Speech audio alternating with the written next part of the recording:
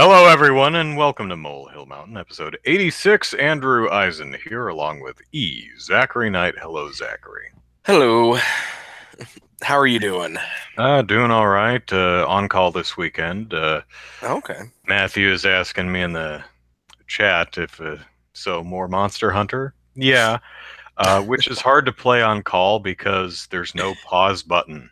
You can't Oh, pause the you game. can't pause Monster Hunter? That Right. stinks. Well, Not even you're playing it in single player too, yeah, I'm isn't playing it single player. I'm playing it offline, so I should be able to Yeah, pause. you should be able I to. understand why you can't do that when you're online with Yeah. three other people fighting a monster. I get that. That's kind of a necessary restriction of playing online. But if I'm Yeah. playing by myself offline and the phone rings or someone's at the door or I have to go to the bathroom, I should be able to pause the game. Can you hit the home button on the PlayStation controller and You can, but the game keeps running. So you really? you can hit the home button and go to the home menu and then answer the door and come back and you will be dead because something killed you. And I was in the middle of fighting Oh man. Diablos um Hmm. at one point today when the phone rang, and because I've been lazy about building new armor sets. Uh-huh. Diablos is taking off about his basic charge takes off about 70% of my health. Oh wow. So the way I play, it's like just don't get hit because you will die. So actually, before the show, like in the last half an hour, I was playing around in the armory, looking at what new armors I could make, Yeah. because I was still rocking some very early high rank gear. Hmm. The beginning of the game is what's called low rank. Yeah. And then you fight Zora Magdaros, and that's the end of the first chapter of the game, I suppose. And then you hit high rank, which has all the same monsters. They're just a lot more. They're like twice as powerful now, and plus Yeah. there's more new monsters, so you get high rank gear. Um, Mm. so when I started in the high rank, I crafted. I'd been for several. You see me wearing pretty much the same thing in the last couple of Monster Hunter videos I did, where I'm Yeah. wearing, I think, a high rank Raytheon chest piece. Um, I think like two pieces of Zora Magdaros armor, and I think like the basic metal armor which you get from mining crap, Yeah. and that pig mask, which I thought was hilarious, which gives you a really interesting ability where you can eat mushrooms and they give you different buffs. Interesting. So if you eat a nitro shroom, you get a small attack boost. If you eat a parashroom or something, you get a small defense boost. So that's a neat little perk. And I've been running Yeah. that for a while. And I was playing Diablos and noticing that he was, when I'd get hit, I'd lose like 70% of my health. I'm like, let me go look at the armor and see where the current uh, rank of monsters are. My armor sets were all in the mid 40s as far as defense. Each piece was about 44 defense. Yeah. Um, the highest armor pieces that I have available to me right now are all in the mid to high 50s. Um, so I said, okay, yeah, I should craft some new armor. So I built some new armor, and I also found a neat new one, which is it doesn't have any pieces other than a mask, and Hmm. it has Palico Rally level 3, which gives your little cat companion plus 15 attack and defense, which is really cool. Huh. But the mask is a cat mask, so you have this big fluffy cat head, which if you've seen my last video or two, you saw me with the pig mask. This is the same thing. It's just a big cat head, and I I I literally laughed out loud the first time I saw it because it was just so funny looking. Yeah. But it has some decent defense. That's like 54, 56 defense, plus increases your kitty cat's attack and defense. So that's pretty Yeah. cool. That is But cool. yeah, I'm in high rank now, and high rank is where the grind starts. Hmm. In low rank, you will probably be able. It's unlikely you'll have to fight any one enemy more than 5 times in low rank to craft all of their armor gear and one weapon. Yeah. That ain't gonna, 4 or 5 times in high rank. Yeah, that ain't gonna cut it. So you may have noticed I didn't have a new Monster Hunter video today. I have one recorded. I just haven't edited it yet. And I'm not recording any new ones this weekend because if I fight Bagel Juice or whatever his name is, Basil Geese, I really have no idea how that thing. I just call it Bagel Juice.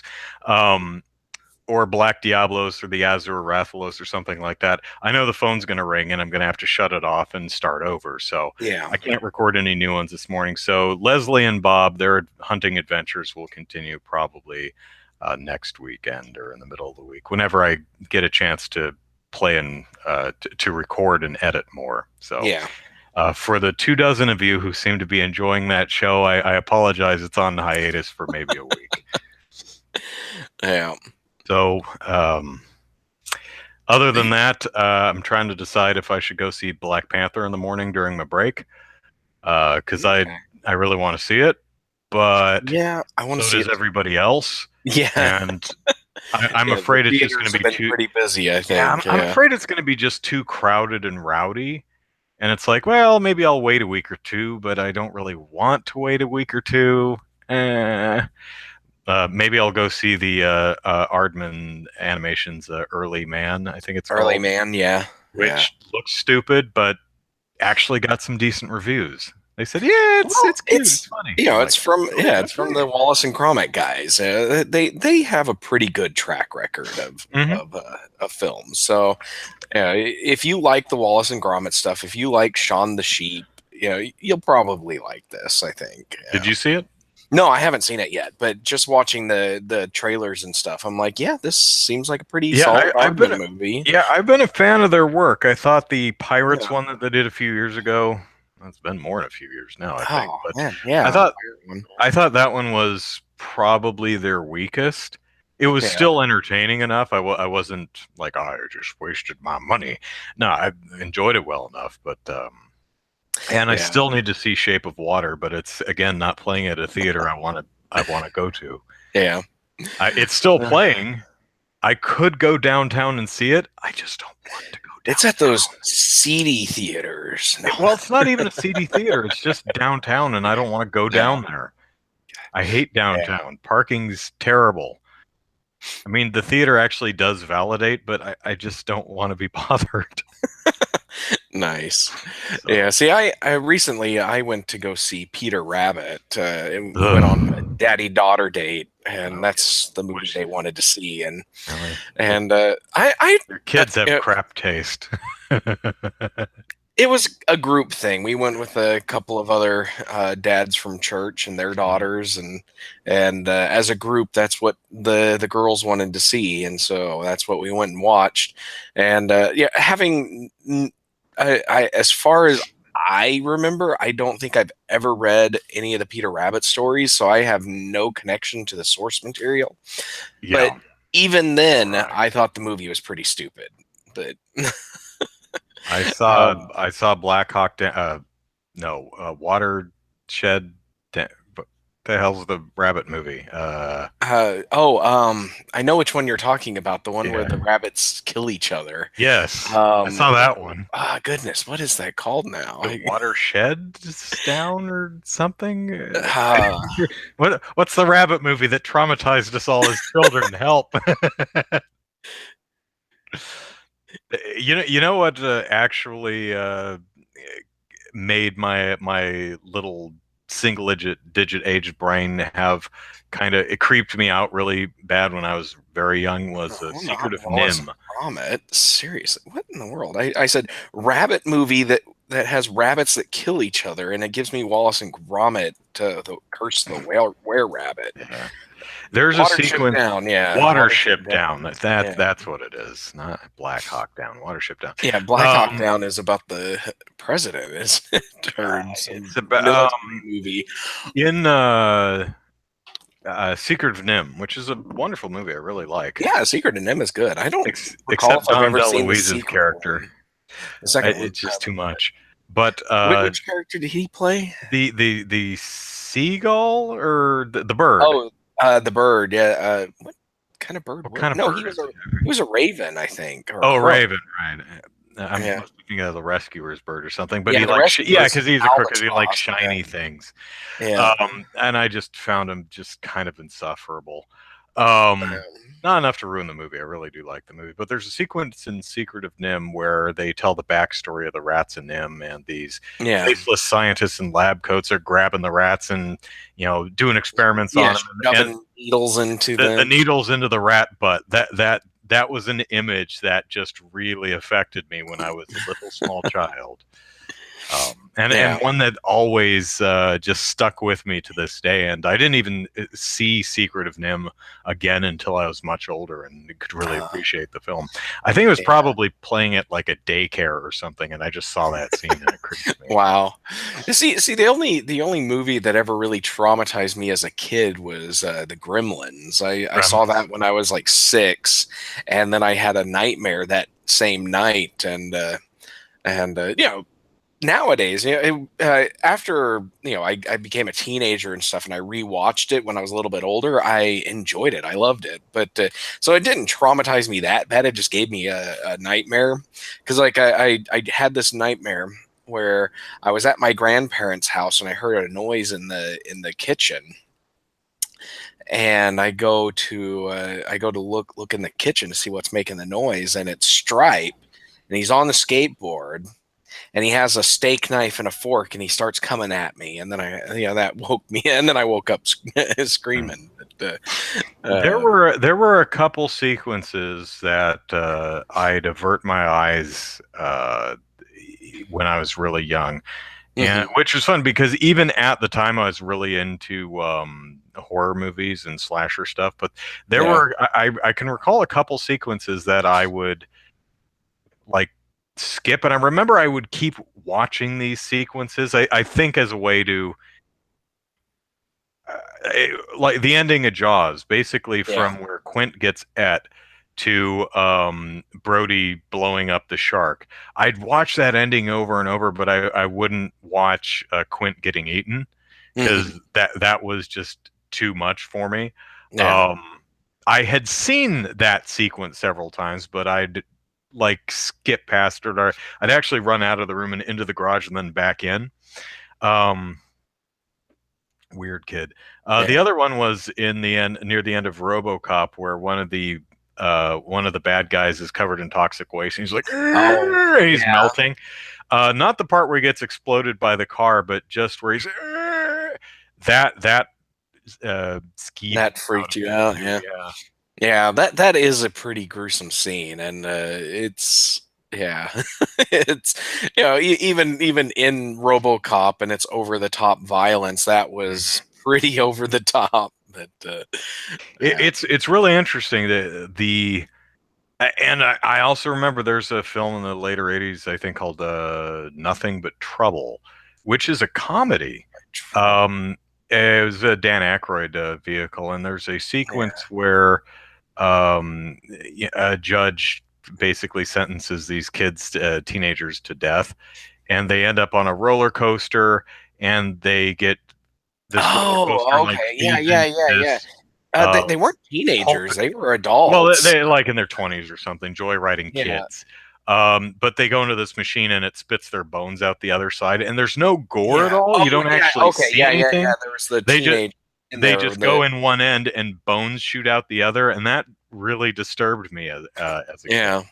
That movie. That's actually, I It was a really weird enjoy that film. movie. It was a very weird film, but I it's I one of those barely things. I remember it anymore. I really like those kind of dark comedies and stuff. Like Hmm. Burbs is one of my favorite movies ever. Yeah, I need. I actually saw that in the theater. Yeah. I think my dad took me. Yeah. I think that era of Tom Hanks movies were just Hmm. really good, and I liked it. And but with I'm trying to think of who all was in, because Dan Aykroyd was in Nothing But Trouble. He was the Yeah, judge. yeah.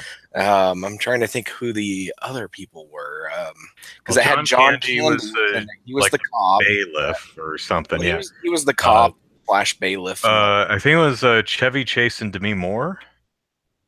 that right? That sounds right. Yeah. Yeah.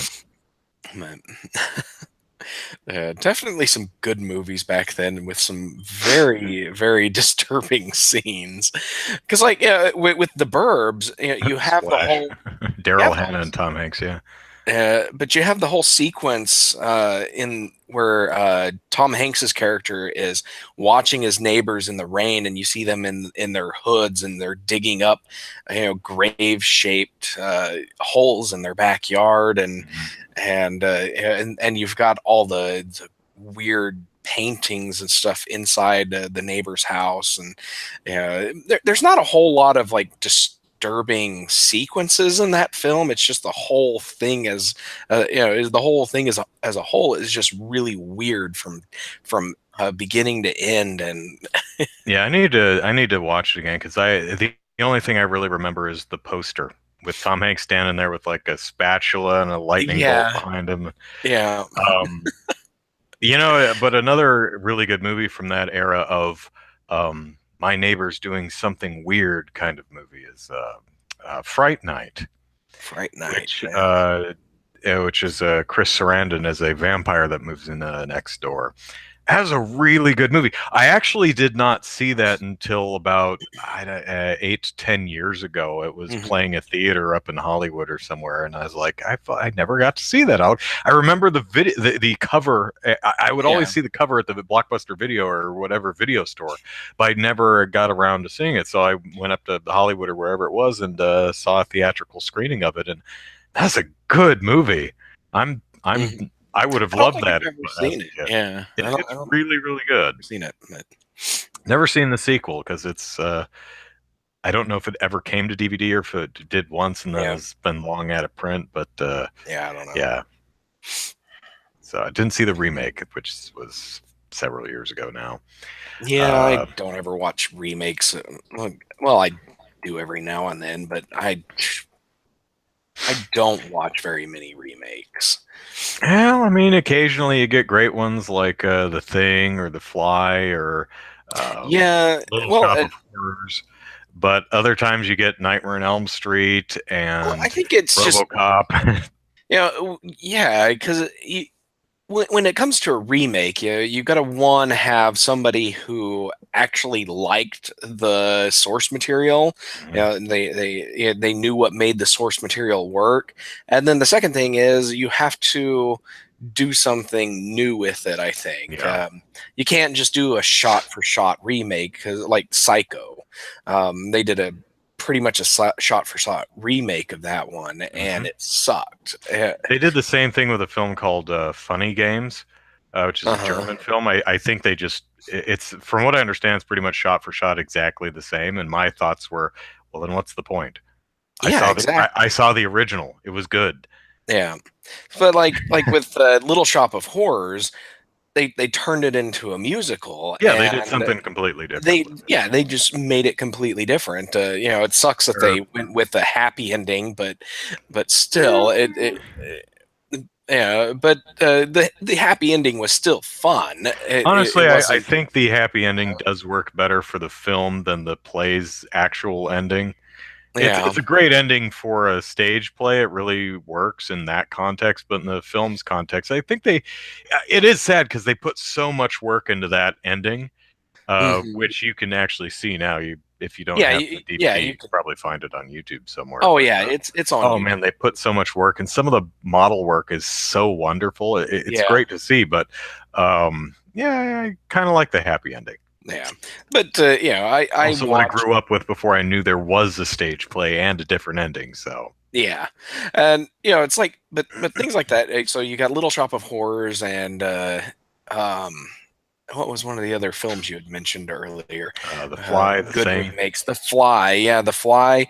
I watched the remakes before I watched the originals, and so Well, I had yeah, a good love of those remakes, and then true. I went back and watched the originals, and I saw where the inspiration came from because Little Shop of Horrors, totally different movies, basically, Yeah. with the same premise, but just totally different movies. And then The Fly, again, almost totally different movies. Yeah, all But three of yeah, these, when I first saw them when I was a kid in the '80s, I did not know they were remakes of anything. But I have yeah, since seen Fly is, yeah, I think they're all in the '50s. yeah. The Fly, Thing Fly, from Another and Little World, Shop of Horrors and are black, Little Shop of black, Horrors. Yeah, white movies. Yeah. Little So Shop of Horrors might be '60s, but yeah, because something, but it's still a that's black and Roger white Corman. film. So, Hmm. but yeah, Hi, Lil I in the chat. yes, Um, hello. I spy with my little eye. Okay, so let's move to topics. So, All right. loot boxes. Yay, loot Does boxes. anybody actually like loot boxes? Does anybody genuinely enjoy the fact that they need to spend more money on a game they already paid $60 for to get stuff in it? Maybe. Yeah, I Or generally don't. Yeah, I just recently got a new phone and I have a ton of memory on it now, and so I was like, oh, let's download Fire Emblem Heroes again and see what I think, because last time I did it, I didn't have room to download the it now 800 megabytes of data that it wants me to download in order to play past the tutorial, and so I did, and it's a 1.3 gig game now, which Mhm. is really huge. But yeah, it's all loot box style blind draws for the characters, and man, do you get so much garbage. Mhm. Yeah, I remember when the game first came out, people would download the app, play through the tutorial, and get the first set of character draws, and and people, if they didn't get at least one 5-star and at least two 4-star characters, they would delete the app, clear everything out of, clear their Mm. entire memory of it, re-download it, go back through the tutorial and then do the Wow. draw again until they got at least one 5-star and two 4-star characters. Um, but when I got the app again this time, I got lucky enough that I got one 5-star and one 4-star on that first draw. So I was just like, yeah, that's good enough. And then I've got a number of other 5 and 4-star characters, but it's just I get a lot of these, and it's just I just have no I get a lot of these 2 and 3-star characters, and I'm just like, what am I supposed to do with these? I've got these 5-star They're characters, pretty useless. What's Yeah. particularly egregious about Fire Emblem Heroes, I think, is the low rank characters, like I've never seen a 1-star character, but the two Yeah. and 3-star characters, you can combine together or merge them into higher level characters, which is nice I because haven't then figured out how to do that yet. it's in one of the menus. But if you have a 4-star character and a 3-star character, you can merge the 3-star character into your 4-star character, and your 4-star character gets a little boost to one Yeah. of their stats. Cool. The problem is you can't do anything with 4 or 5-star characters. So you'll end up with six copies of the same 4-star character. You can't do anything with it, Yeah. See, and that's that's dumb. yeah, that's Uh, how Final Fantasy Brave Exvius was, where you got characters and you can merge them into each other. And so if you had like, 5 heiresses, you could merge all 5 of them together into one heiress that has that's a lot stronger, and maybe even you know maybe went from a 3-star to a 4-star at the end of it. yeah.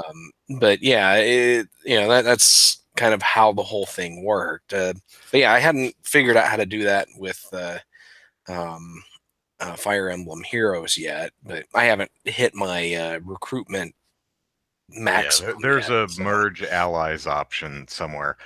Anyway, so Chaos says loot boxes are the bane of gamers everywhere. I refuse to buy anything from a loot box.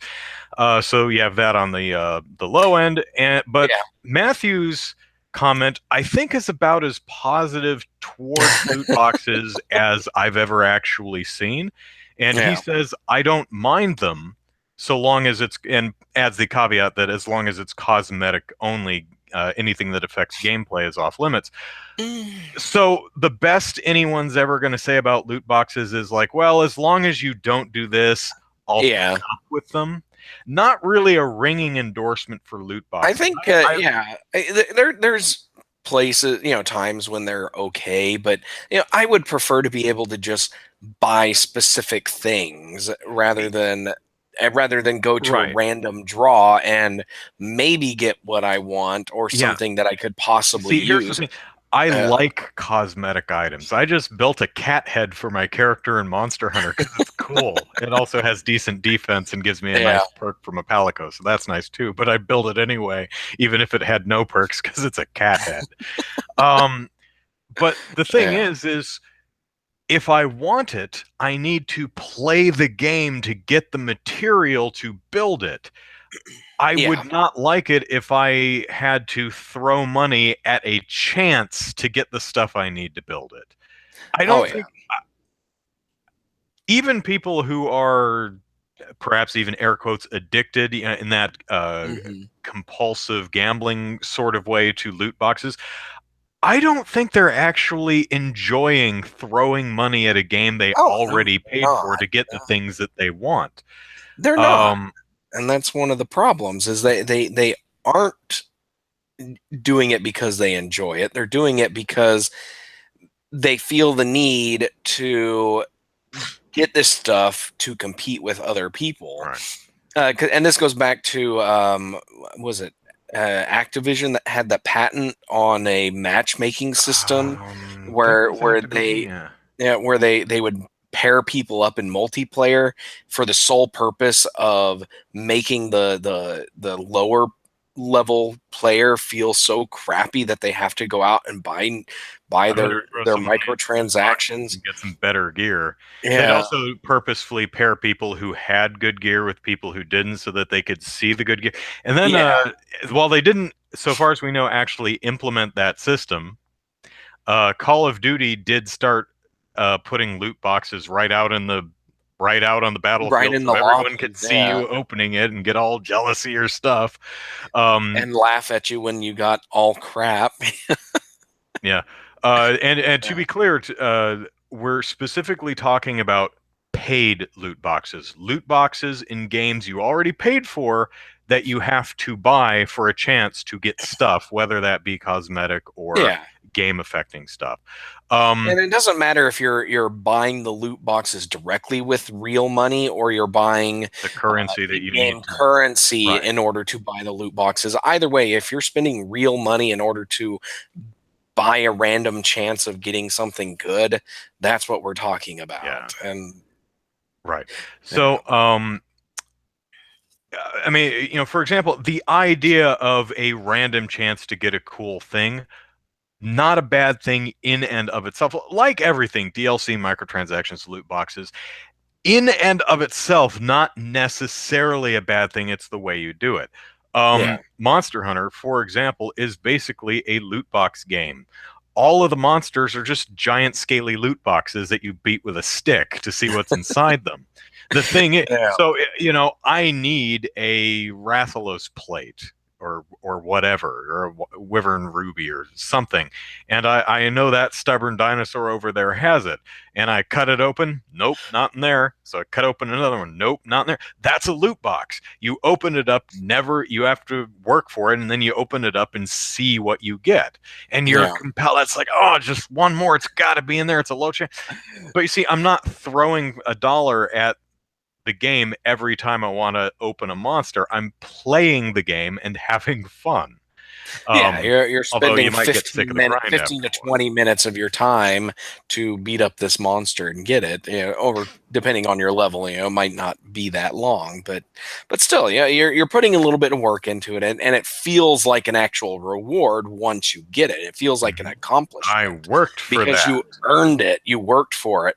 With loot boxes, it's just like, oh, here's $3. Let's get this box. Well, And the problem with loot boxes, these kind of loot boxes, again, is because they're like slot machines. And you yeah, get into that mentality. It's like, well, I've already put $10 into this thing, and if I quit now, I'll lose 10. I'm out $10 and I have nothing to show with it. I'll just put another. It's got to happen eventually to justify the amount of money I've thrown into this damn thing. yeah, That's that loop that a lot of people can get stuck in, and it can be very harmful. And that's not the point of video games. So you know, all of this to say, gamers have been pushing back against loot boxes since pretty much day one. Nobody likes yeah, them.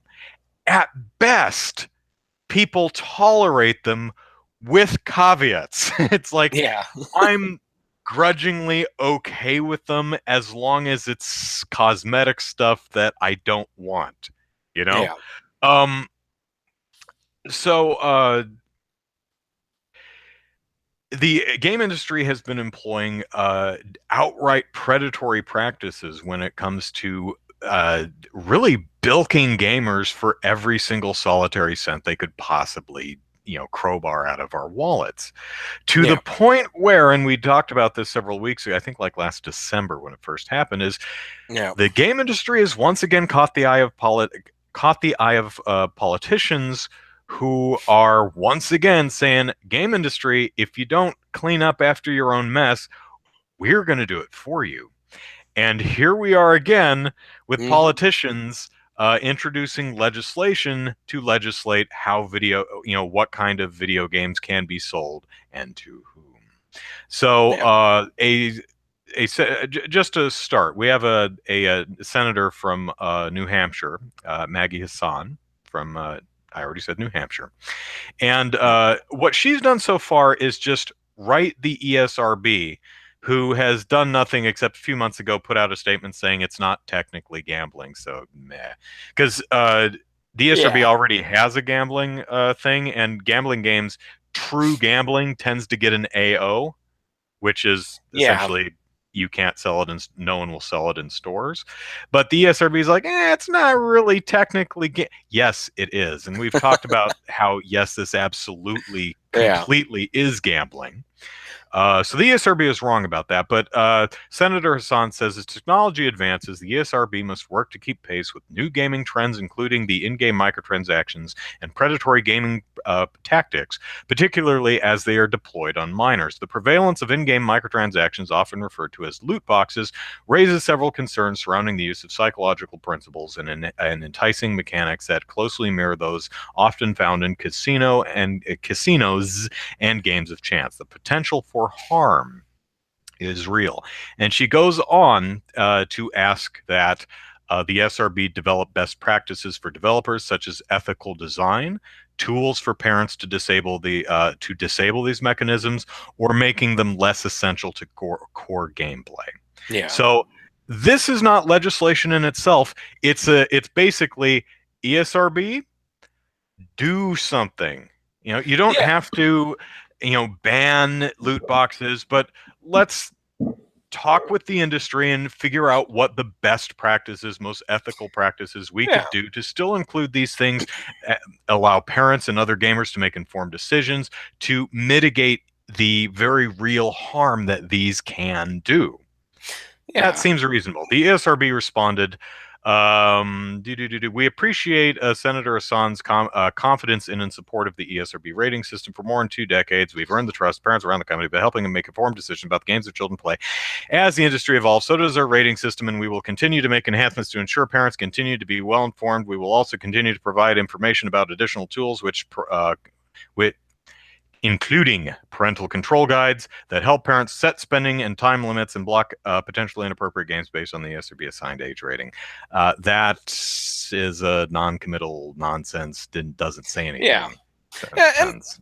and there's as Senator Hassan mentioned, there's several things that they could do.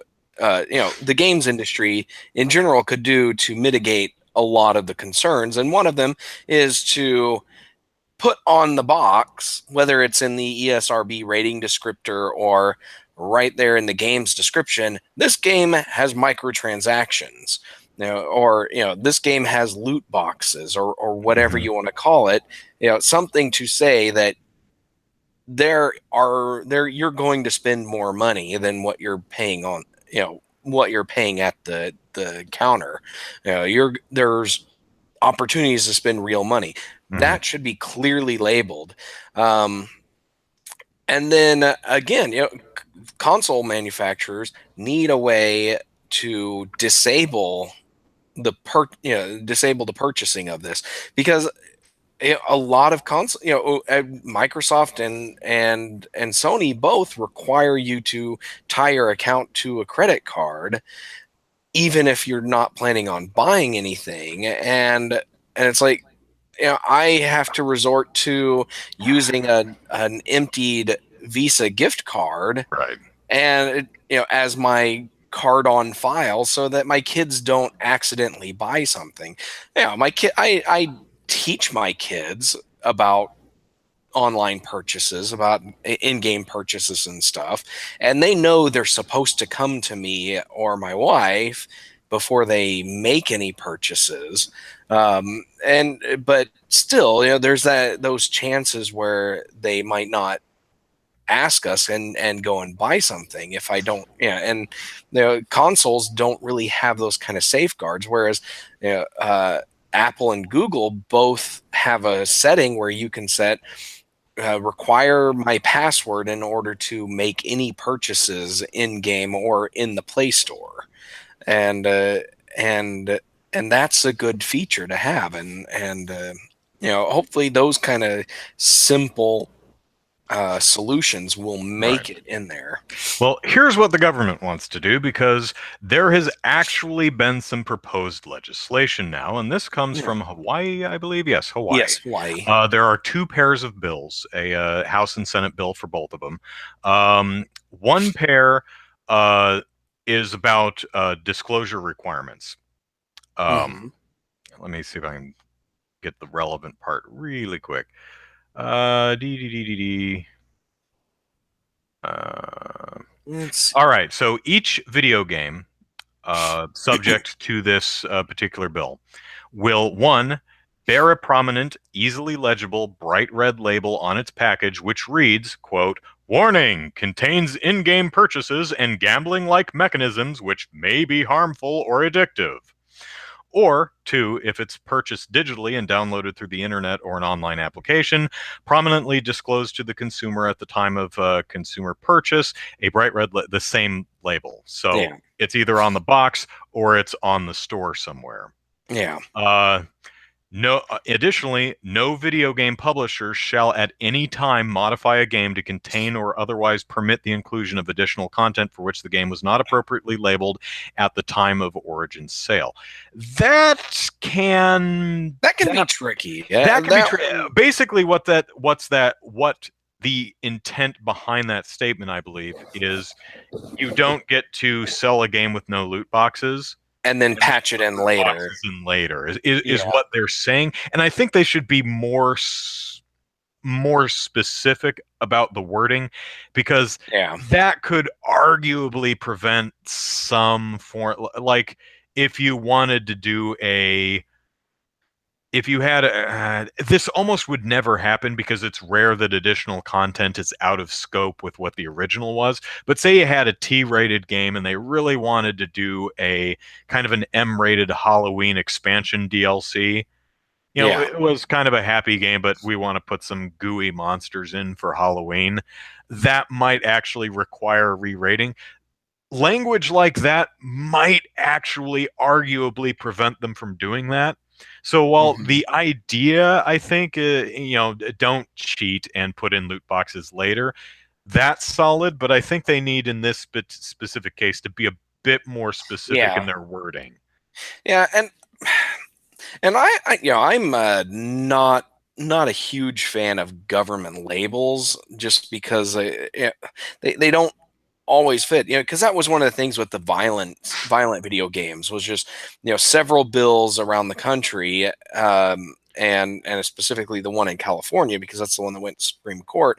They wanted labels on the games that said this game contains violent material, which is not suitable for kids or whatever. Yeah.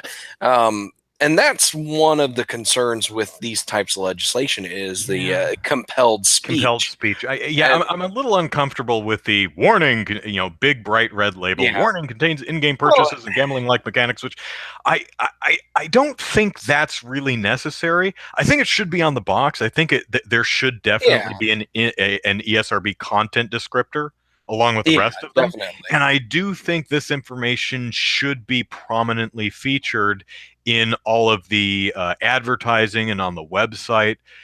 But Definitely, I yeah. don't think it really needs to be, red light. I don't think it Yeah, needs it doesn't need to be. scarlet letters. Yeah, Is yeah. We don't need to. We don't need Surgeon General style Mhm. warning labels on video games. We don't need to turn video games into California, where Right. everything is known to the state of California to cause cancer. it's, it's that's just one of the funniest things to me ever. Is like, I'm always getting products that say this product is known to the state of California to cause cancer. Everybody Nobody else is else cool knows with this, it. but California, Yeah. their fingers on the pulse. But yeah, but this is the kind of stuff that it's good for political capital, but it's never going to go anywhere. I don't think anybody's actually going to. I don't think these bills are going to pass, because No, I probably. don't think Hawaii wants to welcome a lawsuit from the ESA and the EMA. They don't want to be the next California in that regard, but they Well, definitely want the political capital. That's for sure. there Uh, is actually an argument of harm, though, oh yeah, yeah, because unlike the violent video game horse pucky of the 90s to mid 2000s, uh, there are people who spend way too much money on this and end up getting hurt. yeah, yeah. Either We have financial. several cases of people spending hundreds or thousands of dollars on a game, and there's also research into gambling itself, and the addictiveness of gambling, and everything. That all kind of stuff is there, but we don't really have that kind of research for video games, and so Right. just trying to stuff video games into the gambling box probably isn't going to work the best, but it is a good representation to start with. Say, Yeah. okay, here's the effect with gambling. Do we see these kind of warning signs in loot boxes? Right. And if we do, we need to start paying attention and doing something to prevent the kinds of problems we see in the gambling area. Right. To me, the difference between loot boxes and trying to legislate them, and violence in video games and trying to legislate that, is loot boxes are something that actually do hurt people and nobody likes. Yeah, Video game violence is something that doesn't hurt anybody and lots of people like. So yeah, we have it's a different thing this time. I think their heart's in the right place, um, in a lot of regards this time. yeah, Still, I would prefer that we don't need to do this. I would love for some type of consumer advocacy group. I was hoping the ECA would be that, but it wasn't, and still isn't. But there's the ESA, which looks out for the publishers, but there's no really good consumer advocacy group right now, yeah, which is a shame. Um, definitely. Yeah, and I imagine part of that is because the industry doesn't care. yeah, But the other bill, the other House and Senate bill, I didn't. They both look exactly the same to me. I didn't spot I Yeah, spot checked them both. typically I they think don't. they're Yeah, exactly the same. yeah. So the second one is actually says it shall be unlawful for any retailer to sell to any person under 21 years of age a video game that contains a system of so basically, if your game has loot boxes, it's illegal to sell it to anyone under 21. So Yeah, essentially saying this is gambling. You can't gamble unless you're 21, so you can't buy gambling video games unless you're 21. yeah. And this one, I think, is going to, if this one passes, there's definitely going to be a lawsuit on the same scale of the violent video game one, because here you're directly regulating the content and who can buy it, and specifically you're limiting it to people 21 years of age or older. You're telling legal adults that they can't buy a video game that includes microtransactions or loot boxes. Mhm. And I think that, to me, I think is a pretty big overreach. I could Yeah. understand if they went with 18, but 21 is really old. That's Do you well beyond. do you have the same opinion on just general gambling laws? Do you think 18-year-olds should be able, 18, 19, and 20-year-olds should be able to gamble? I don't know. If they're, my opinion is, if they're old enough to join the military and be told to go and kill people, they're old enough to drink, smoke, gamble, whatever they want to do. Hmm. They're legal adults at the age of 18. You know, stop treating them like kids at that point. Unless you're going to change the age of legal adulthood to 21 or What is whatever. It's drinking? Is like, that 18 or is that 21? it's 21 Is it 21? in Okay. the U.S. Yeah, it's 21 in the U.S. Pretty much everywhere else, it's 18. Hmm. Canada is 18, Europe's 18, Australia is 18, but the U.S. is 21, and we're pretty much the only country, or one of the very few countries, that have legal alcohol that don't let all legal adults Yeah, drink. I'm of But a couple minds about it. This is an interesting conundrum for me because I generally don't like saying legally restricting people from doing something, especially when it comes to art. yeah, However, I don't see a lot of art in loot boxes. I just see predatory trying to crowbar oh yeah, money out of your wallet for a game that you already gave me money for. So yeah, I hate loot boxes. I see absolutely zero value to them. And again, I'm talking about paid loot boxes in games that you already purchased. yeah, Um, so I'm some part of me is like, you know what? I would be perfectly fine with just a complete loot box ban. You're not allowed to do loot boxes because there's no value to them. Nobody yeah, likes them, and at worst, people actually get hurt. So they're not they're not yeah, needed. I mean, there's literally no value to them because nobody actually likes them. At best, some people tolerate them. yeah, And again, so not a ringing endorsement. Although I hate to do that. Now yeah, we do have to restrict some behaviors like, murder. You yeah, just okay, you can't kill people. Freedom of yeah, expression kind of has to stop there. yeah. But when But again, your we're, expression has no value except to exploit other people, yeah.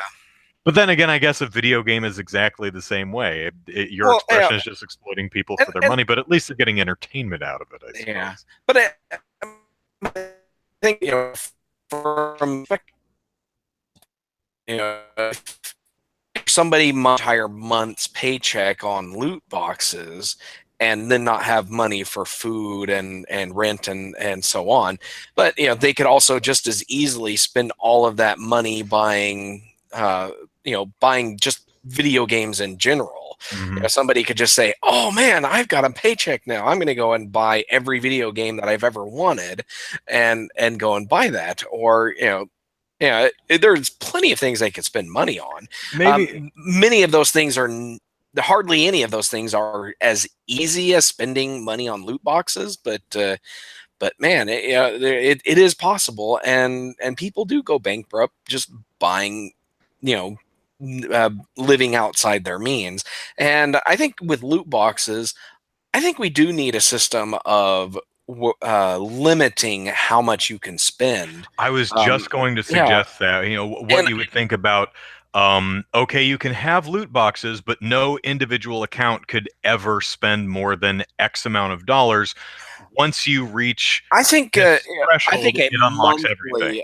I think a monthly cap would probably Okay. be the So no optimal single account solution. could spend more than X number of dollars in a given Yeah, month. yeah, in-game caps, Interesting.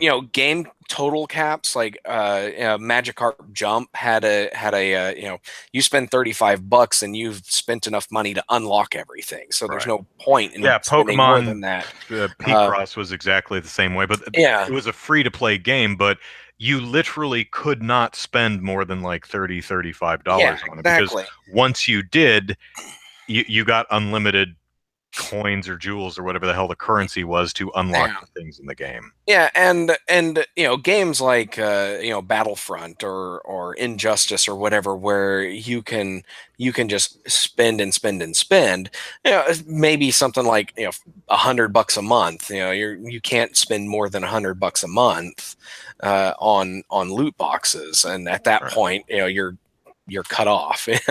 And if somebody spends $100 the first day of the month, then they're screwed the rest of the month. Yeah, But yeah, the interesting issue that arises with that is because if what's in the loot box is something you really want and you reach your limit and you didn't get the thing didn't you get it. want, Yeah, you're you're going to be an unhappy gamer for the next 29, 30 days. exactly, and so it's not an I have optimal money to spend. Who solution. are you to tell me I can't throw all my cash at this until I get my hat, Yeah, or the magic boots or whatever. yeah, exactly. So it's not a perfect solution, but No. I think that is something that the games industry could do on its own, and we've seen it successfully done in games in the mobile world. The mobile world has pretty much perfected the microtransaction scene. I would say, And I would be okay with if you want loot boxes, your game is free to play. yeah, If you're gonna do all the free to play crap like microtransactions and loot boxes, then you may not charge a flat price for your game. It's free to yeah, play. You want to do loot boxes, you want to do microtransactions, fine. Because as I think Ubisoft and several others we've seen in their financial disclosures, they make more with the microtransactions and loot boxes than they do with the actual base sale oh of yeah, the game. So exactly. fine, you don't need the base sale. Put that crap in free to play games where it belongs and stop making me pay Yeah, more money for a game I already paid for. But I think we have to stop right here and acknowledge the elephant in the room that this is indeed episode 86 of the Molehill Mountain podcast with Andrew Eisen and friend. friend. Yes, I'm friend. Um, but yeah, yeah. I like your idea is that if your game is going to have microtransactions, then make it free. I would play so many more AAA games if that were the case. Yeah. I would be playing Injustice right now if it were a free game for me to play, and I just had to buy extra characters or buy costumes or whatever. Well, it's kind But of if I kind of could like play if I one I could play really the game like as is the Aquaman, I would be happy. Yeah. yeah one I do kind of like the business model of it's a pinball game, Pinball FX3, I think it's called. Basically, it's free to, well, it's not free to play, but they don't sell an entire game. They Yeah. just sell the individual packs of tables. So you just buy the tables you want. Yeah. There's no real base game. You just say, oh, I want the Jurassic Park table, the Terminator table, and the Star Wars table, and the My Hmm. Little Pony table. Uh, I don't know if there is a My Little Pony table, but there should be. There should be. Yes. That and that's a fine way to do it. And I think if you add up all the tables, it's probably going to eventually get past a Oh yeah. $60 game. Well, Uh, yeah. There's but it makes sense for that type of game yeah. Well, because there's you other don't games out you, there that are like that too. right, I'm because trying you to think don't of. pay money to get into Dave and Buster's. You go in there and you play the games you want to play. Yeah. Well, there's a At least game on last I Steam. I'm looked. trying to remember what game it was, but it's like somebody added it up. Like if you bought all of all the DLC that's available on Steam, you're spending like $10,000, or I Oh, think one wasn't of it them a was like train even a simulator? yeah, it was some kind of train game or something like that. And I'm just like, wow, that is massive. Yeah.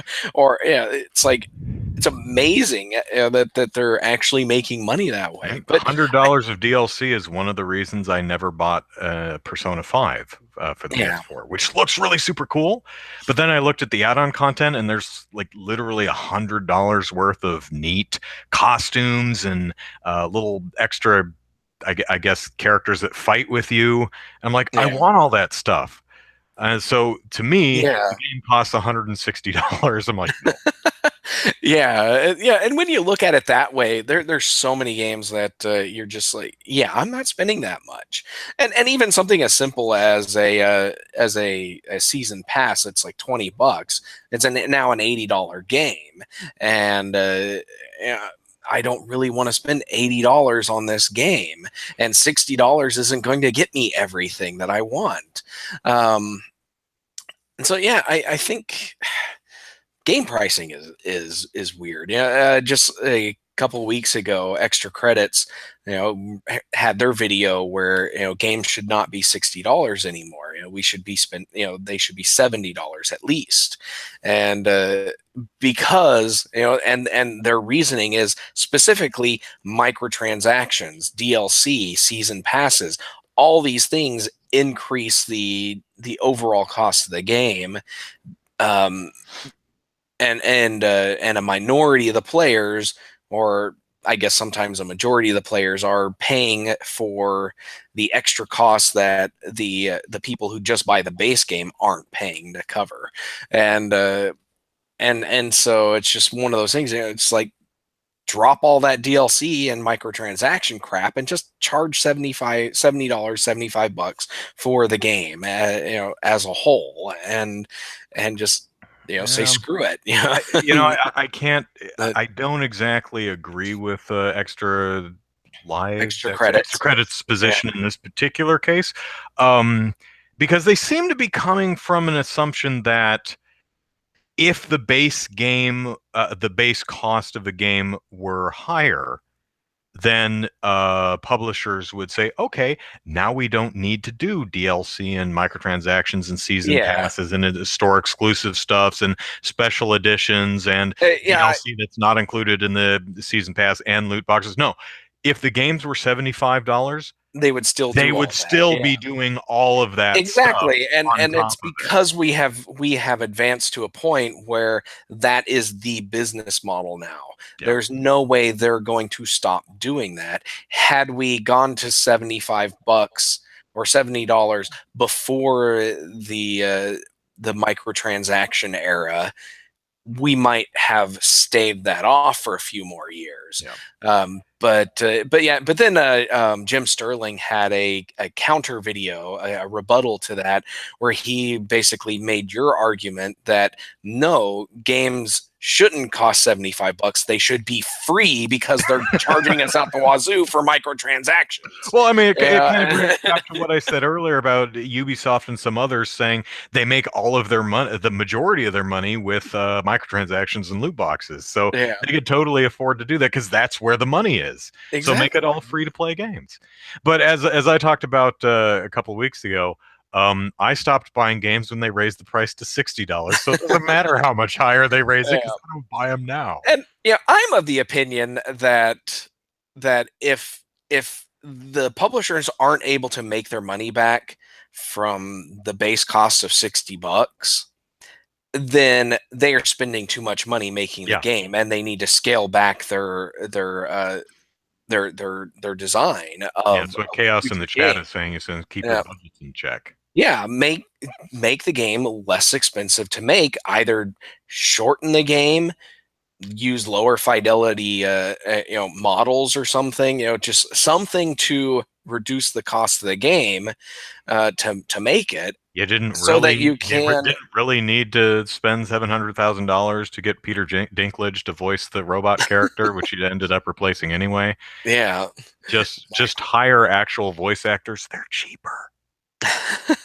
Yeah, I know. But I yeah, I got it's 20 just. bucks that says Nolan North is cheaper than every other visible Hollywood actor. Oh man, Nolan North. Yeah, he's got tons of work, and yeah, I'm surprised I he doesn't bet he charge has a more. day But he's probably a greeter at Kmart. no, he probably works weekends at a movie theater so he could get discounted movie tickets. Yeah, yeah. But So we hit on Steam a little bit, which brings yeah, us into a article that you pointed out, which was yeah. a publisher being banned for review fixing. So what's all that about? All right. So this is a. Let me make sure I got the. Okay. So this is the publisher is Incel Games, and they they published a game, or they're Maltese, I guess, whatever the Maltese publisher Incel Games. They released a game. Their latest game is Wild Buster Heroes of Titan. I've never even heard of it. I've never heard Um, of the publisher, Maltese, or yeah, Wildbuster yeah. Heroes of Titan. Never heard of any of this, but apapparently they've been around for a while. We're But just not cool recently, or hip yeah. enough to have heard of them. Well, You've based probably never heard of on them. based on their actions here, it's no wonder we Maybe haven't there's a heard of them. reason, yeah. But yeah, but recently an email leaked to Reddit, and in this email, the company's CEO basically demanded that that their employees buy the game, review it, and when they show proof of purchase and review, they could get a reimbursement for the game. It says, this is part of the email. It says, I cannot force you to write a review, let alone tell you what to write, but I should not have to. Neglecting the importance of reviews will ultimately cost jobs. So I am asking you to do either of the following: buy the game and present me with the receipt until Friday night, for which you will be reimbursed within 24 hours, or explain to me tomorrow why you do not wish to do this. I would like to discuss this individually and privately with each of you. Um, Basically, he's threatening them there. It's a underhanded threat, veiled threat that I'm going to punish you in some way if you don't go along with this. So Yeah. it's not even like here's a copy of the game you all worked on. You all have to buy the Well, copy of the game. the reason they have to buy the game is because of Steam's recent changes, where your reviews don't count towards the game's star review unless you actually purchased it yourself. Yeah, but you If you could at got a least Steam key. I mean, you You could expense that, right? You could. Yeah. I would hope. Well, he's reimbursing them anyways. Oh, It's that's like, true. they're spending the money to do this, but the account holder has to buy the game in order for their review to actually count towards the overall rating of it. But that's beside the point. But Right. so Valve looked into this email and determined that there was something fishy going on, and said, you know what, you're out of here, Incel. And they banned Incel from Steam and removed all of their games from the storefront, and they're not allowed to come back. Valve says, we have investigated the recent claims and have identified unacceptable behavior involving multiple Steam accounts controlled by the publisher of this game.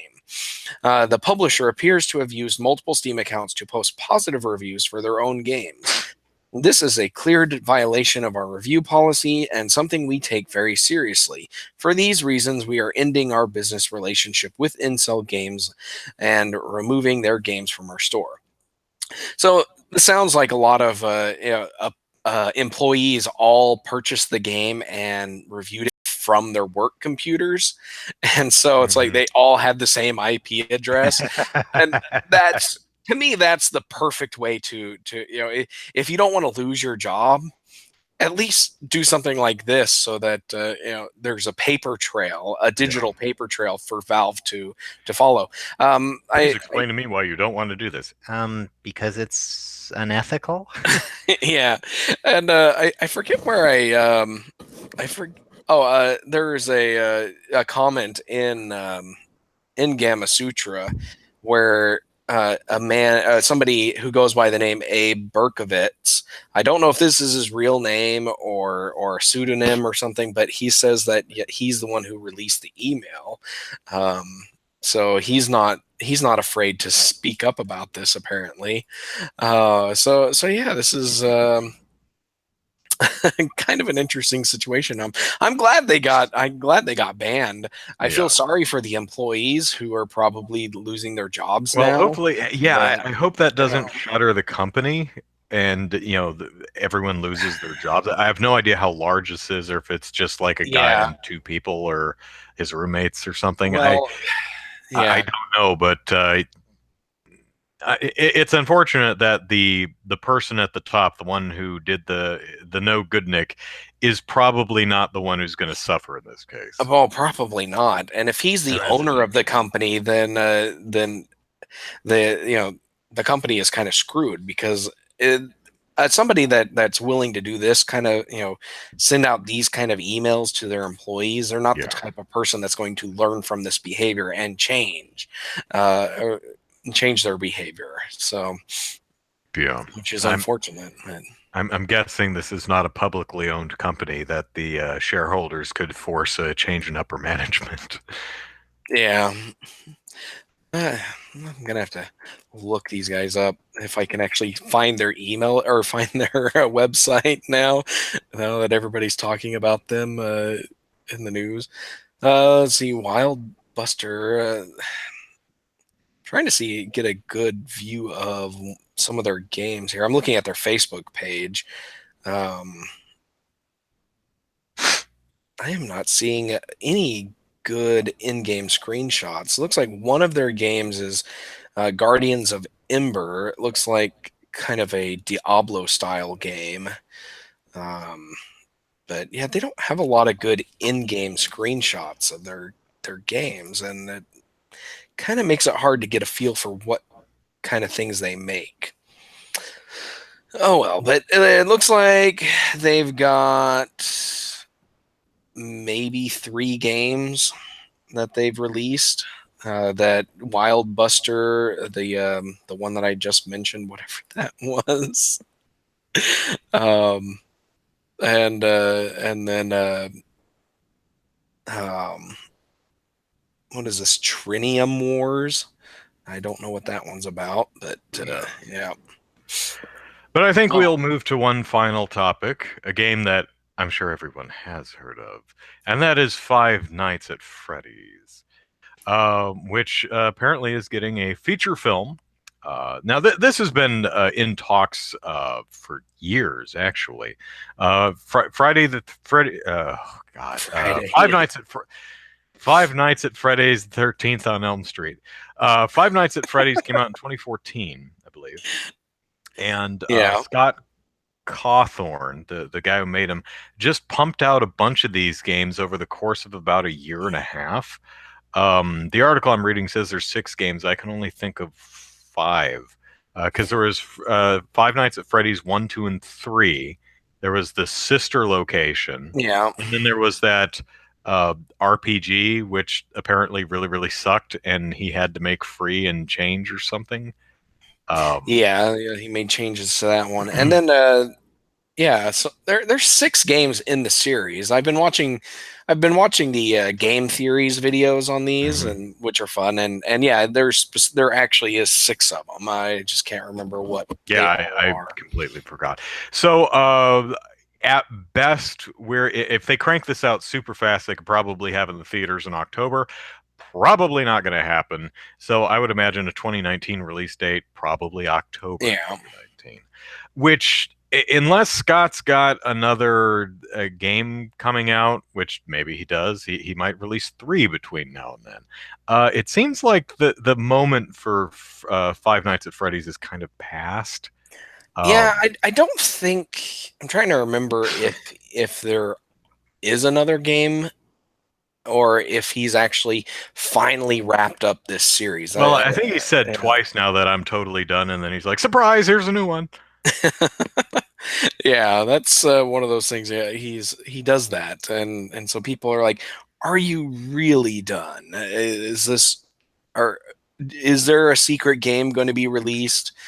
Uh, Yeah. is this going to be that frog typing game or whatever, where you surprise us with a secret release, but nobody knows that it's actually a sequel until they find all the hidden clues and unlock the real game inside the fake game." Mhm. Yeah. Well, I have no problem with a Five Nights at Freddy's movie. Yeah, I to it's got a Cawthorn. really good fandom. I think Yeah. they've got enough. He's got enough fans that within a reasonable movie budget, the movie could make a significant profit from that. Yeah, Cawthorn, to his credit, I think what really worked for me was the iconography, the design of the characters, because they really exude that 80s, early 90s pizzeria animatronic thing while being appropriately creepy when they're not moving and in the dark. He Yeah, really nailed the the visual and tonal aesthetics. aesthetic of these kid-friendly while simultaneously creepy animatronic characters. And I think Yeah, uh, s- uh, something so visually visceral could genuinely work in a maybe not hard R, but a spooky PG-13 oh, or even I don't. PG Yeah, they wouldn't make it an R. film. It would, yeah, it would be PG-13 at the highest. I don't think they would go PG because they probably don't want it to be a Goosebumps kind of thing, but Mhm. I maybe mean, something more along the I line. don't know if Yeah, they're going to get into like the bite of 87 or any of the weird convoluted lore. You could, and I have no idea what they're doing with it, but you could just do a person or a group of people trapped in a location with killer animatronic characters. Done. I mean, we've had movies like that. yeah, Yeah, Chopping Mall is something really similar to that idea. You have a bunch of kids played by people in their 30s who are stuck in a mall with a bunch of killer robots. yeah, Exact same premise, you know? Um, so it could work. It doesn't have to be super complicated. Apparently, they've yeah. grabbed Christopher Columbus. Uh, is it Christopher? Just Chris. Chris Columbus to direct the film. He of Home Alone, Mrs. Doubtfire, and the first two Harry Potter. Yeah, Alfonso Cuarón, I think, was the third one. So the first two Harry Potter films. Um, Okay, not but I think really he also. horror. Guy you consider in the horror Well, industry, but yeah. he was a screenwriter of Gremlins, Okay, um, so yeah, he knows creep, I guess. Yeah. so So at least I think visually I have faith that they'll nail the film visually. yeah. Um, who knows if it'll be any good? I mean, could you really criticize the Five Nights at Freddy's movie for relying too heavily on jump scares? Yeah, that's the whole point of the There's just game. too many jump scares. It's just Jump. nothing but jump scares. The cheapest, laziest. It's like, well, that's what Five Nights at Freddy's is. Yeah. Yeah, Uh, that's the whole point of the game is to jump scare everybody. And so yeah, that would be the movie. And there's I could picture a movie like this doing very well. And it yeah. yeah. Yeah, So I think literally the worst thing you could do is make it about people you don't care about and you follow them for like 70 minutes before they finally get to the pizzeria and only the last 15 minutes of the movie has any animatronic action in it. Yeah, that would be bad. It's got to be. It's like You a know, relationship drama between two people, and they end up at the pizzeria at yeah, the end of the movie and have to. 15 to 30 minutes of build up, and then lock them in the pizzeria for Okay, 45 minutes. let me An pitch. hour. Let me pitch Five Nights at Freddy the movie. All right. Die Hard in a pizzeria. Well, Right? Because the that's exactly ventilation it. system is part of one of the games where you, Yeah. and so yeah, I could see that. The ventilation, yeah, Die Yeah. Hard in a pizzeria. Yeah, there's not With killer animatronics with killer instead of animal terrorists. until yeah, but Golden Freddy falling off the roof in a one-story building is just not going to have the same effect. Yeah, it's True, yeah. but that's kind of what I want to see. It should be a haunted house movie. I mean, you do need some setup. You do need to establish characters. I don't think you really need to go too heavy into lore and the why of, because I mean, the first game worked just fine without it. But there was, the little posters on the wall which referenced the bite of '87, and it kind of alluded to maybe they were possessed with the souls of dead kids or something weird. But really, yeah, Die Hard in a pizzeria, and instead of Hans Gruber, you got Freddy Fazbear. Yeah. So yeah, I'll go see it. I mean, unless the trailers come out and it just looks painfully bad.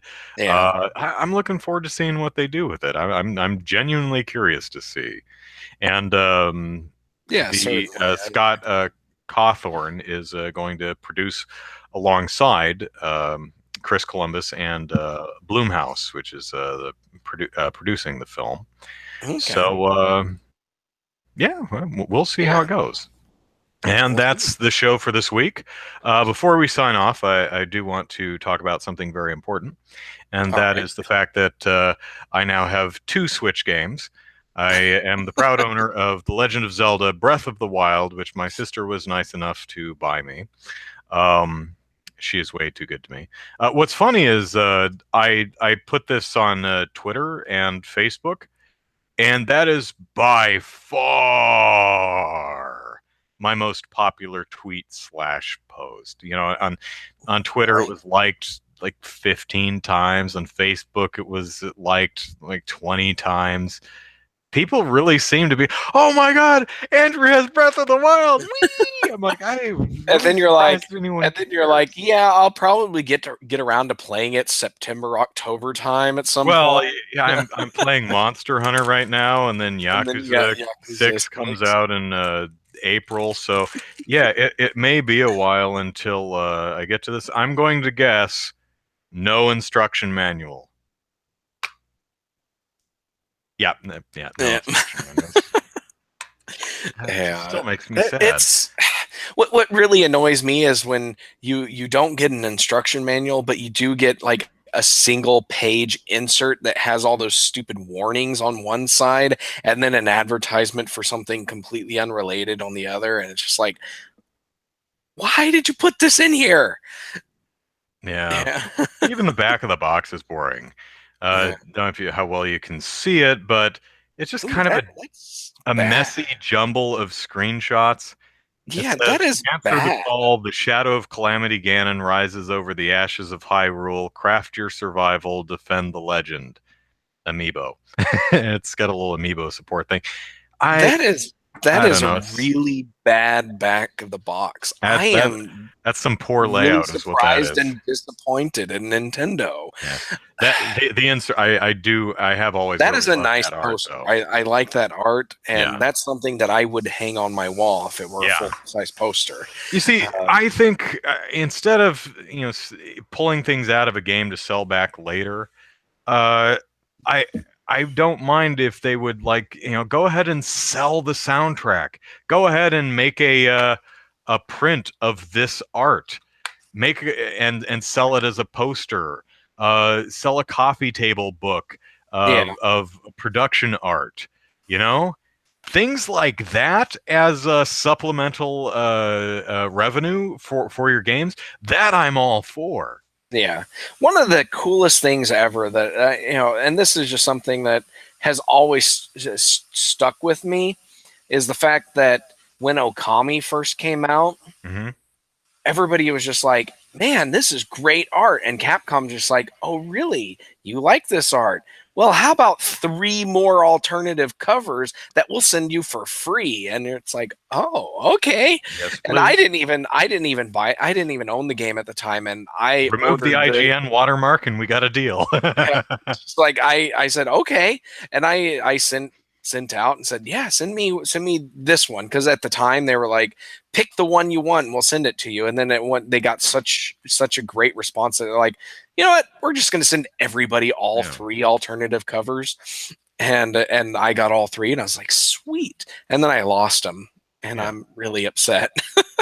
Pre-order bonuses, Yeah. special editions. I don't mind if all the extra content is physical crap like soundtracks and art books and Yeah. little figurines and Well, and that's something, plushies. soundtracks are something indie games are really into. Like Yeah. they'll get a really good soundtrack composer, and then they'll sell the soundtrack alongside it. And part of the soundtrack sales will go to the composer, and the end part of it will go to the developer. But it's a way to make extra money, and sometimes 10-15 bucks on top of the purchase of the game. Yeah. So yeah. And for example, I happen to know that the Monster Hunter OTS is OST, sorry, or soundtrack is on iTunes right now. I have no idea if it's free or not, but it's Yeah. there, so that's nice. But I think that games should be complete things. Yeah. I don't think you should, shave off parts to sell again to make more money. Yeah. I think the game should be whole, but I'm totally fine with supplemental things. Because a statue, a figurine or an art book or whatever is not part of the game. It supplements it. Yeah. And that's fine as something extra you can buy. And I think a lot of people would as fans of the property. But when you just dice up a game into small parts and try and sell each of them, then people like me get ornery. Yeah. So, all right. So let's sign off. Andrew Eisen here. Eisen is how you spell the last name. Plug it into YouTube and you'll find my YouTube channel. Leslie and Bob are taking a break because I haven't had a lot of time to record lately. So I need some more time before I can fight and record more monsters. I'm on call this weekend, so I can't do it this weekend because I know as soon as I start fighting Bagel Juice or whatever its name is, the phone's going to ring. So Yeah. look forward to the continuing hunting adventures of Leslie and Bob maybe next weekend. There's 20 videos, I think. None of you are really watching them, so I think we'll be okay. But for the couple dozen of you who are watching them, I'm glad you're I enjoying. watch them from time to time. I don't get the chance to watch every single one of them. Well, But some of them are, the later monsters, they're starting to average in the 20-minute range now. yeah, I want to watch the Diablos one because it just looks cool. It is a I cool saw monster. your thumbnail of it. I'm like, and that's a cool looking monster. I want to watch that one. And I watched the Zora Magdaros one because what you said in prior to publishing the video, and I'm like, yeah, I want to see this in this huge mess of a monster fight. Yeah, Yeah. I want to see how this plays out. The Rathalos fight is pretty funny too because I I get really irritated with the Rathalos because it keeps flying away, and and I chase it down and I'll get to it and it'll fly away again. I'm like, damn you! So that one's kind of funny because I'm just chasing. Half of the video is not a fight; it's me fast forwarding through me running through the forest after this jerk, and I end up kind of having like, should I just sit in one spot and wait for him to come back? Yeah, he's on a loop. Eventually, he'll get back here. He'll get back to his nest eventually. I may as well just camp here, play with Bob, roast some meat. So, anyway, you can also follow me on Twitter at Andrew Eisen. So, Zachary, plug away. All right, you can follow me on Twitter at Easy Night, where I talk about gaming and politics and other things. You can also follow my game development work at DK_gaming, and also if you're interested in the Oklahoma game development scene, check out OK Game Devs or OK Game Devs on Twitter and OKGameDevs.com. So, All right. And that is all. You've been listening to Molehill Mountain with Andrew Eisen and friend.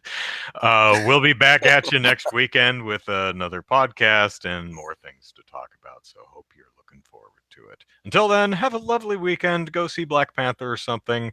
And we'll see you next time. Bye-bye. all right, bye.